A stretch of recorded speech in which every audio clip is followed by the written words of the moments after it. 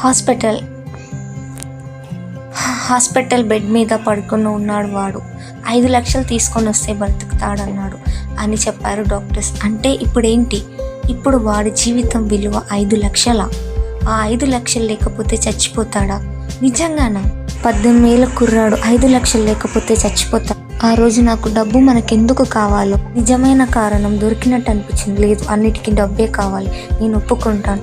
ఒకరితో అందరిలో గొప్పలా బతకడానికి డబ్బు కావాలి, ఒకరితో ఇంట్లో వాళ్ళని బాగా చూసుకోవడానికి డబ్బు కావాలి, ఒకరితో వాడు ప్రేమించిన అమ్మాయికి డబ్బు కావాలి. డైలీ ఎక్స్పెక్టేషన్స్, మంత్లీ ఈఎంఐస్, ప్రతిదానికి డబ్బు లేకపోతే నిన్ను ఒక మనిషిలా చూడరు. నేను ఒప్పుకుంటాను.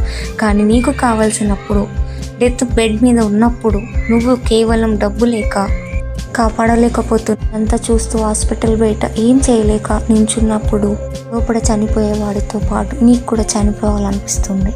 అలాంటి ఒక రోజు వచ్చినప్పుడు నువ్వు బతికుండేం లాభం?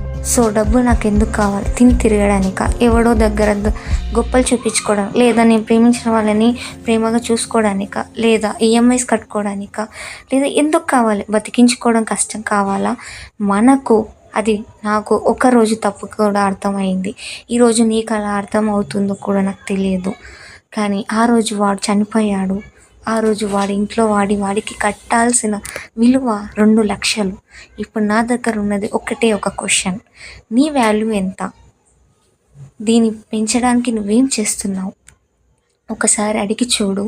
ఇప్పుడు నేను అడిగే ఈ క్వశ్చన్ నిన్ను భయపెట్టి ఉంటే మాత్రం నువ్వు చేయవలసిన ఏదో ఉంది, నువ్వు మొదలు పెట్టాల్సింది ఏదో ఉంది.